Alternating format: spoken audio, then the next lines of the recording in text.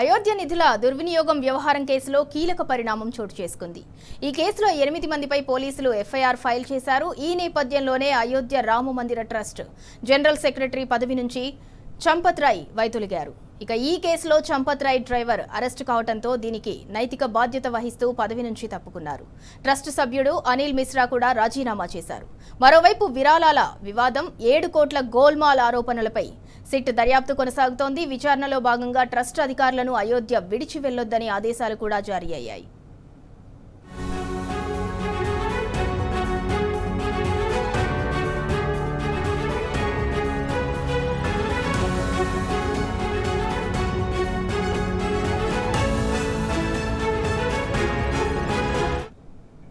ఇక ఇదే అంశానికి సంబంధించి మరింత సమాచారం ఢిల్లీ నుంచి మా ప్రతినిధి సురేష్ అందిస్తారు. సురేష్, అయోధ్య నిధుల దుర్వినియోగం వ్యవహారంలో అయితే ఈ కేసులో అయితే కీలక పరిణామం చోటు చేసుకుంది. దానికి సంబంధించి అప్డేట్ ఏంటి?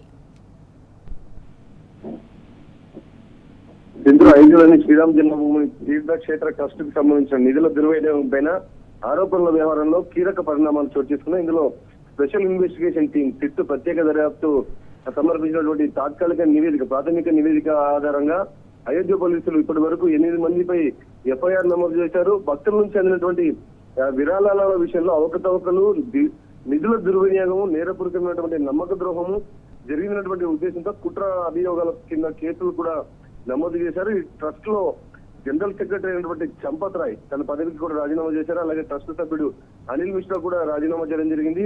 ఈ పరిణామం ట్రస్ట్ భవిష్యత్ కార్యాచరణ పైన కూడా ప్రభావం పడేటువంటి అవకాశం కనపడుతుంది. దర్యాప్తులో భాగంగా విరాళాల వ్యవహారంలో 7 కోట్ల వరకు కూడా గోల్మాల్ జరిగి ఉండొచ్చు అని తాత్కాలికంగా సిట్ నుంచి అందుతున్నటువంటి సమాచారం. విరాళాల భద్రత గాని, లెక్కల నమోదు గాని, బ్యాంకు డిపాజిట్లకు సంబంధించిన పత్రాలు, 45 రోజుల్లోనే సీసీటీవీకి సంబంధించినటువంటి దృశ్యాలు రికార్డు నుంచి తొలగిపోవడం విషయం పైన కూడా సిట్ అనుమానాలు వ్యక్తపరుస్తుంది. ఇటు ఉద్యోగుల పాత్ర ఏమైనా ఉందన్న దానిపైన కూడా సిట్ అధికారులు పరిశీలన ప్రస్తుతం కొనసాగడం జరుగుతుంది. విచారణకు ఎటువంటి ఆటంకం కలగకుండా ఇటు రాష్ట్ర ప్రభుత్వం ట్రస్ట్ కు సంబంధించినటువంటి కీలక అధికారులను, ఇటు సిబ్బందిని అయోధ్యను విడిచి వెళ్లరాదని కూడా ఆదేశాలు జారీ చేయడం జరిగింది. అవసరమైతే ఎప్పుడైనా విచారణకు హాజరు కావాలని చెప్పి నగదు నిర్వహణ వ్యవస్థలో ఉన్న లోపాలు, బాధ్యత రాహిత్యాన్ని, నిధుల దుర్వినియోగం పైన సమగ్రంగా దర్యాప్తు ప్రస్తుతం కొనసాగుతున్నటువంటి పరిస్థితి. ఈ వ్యవహారంపై దేశవ్యాప్తంగా రాజకీయంగా చర్చ జరగడం జరుగుతుంది. దీంతో పాటు ఇప్పటి వరకు చందాలు ఇచ్చినటువంటి వారు కూడా ప్రస్తుతం ట్రస్ట్ పైన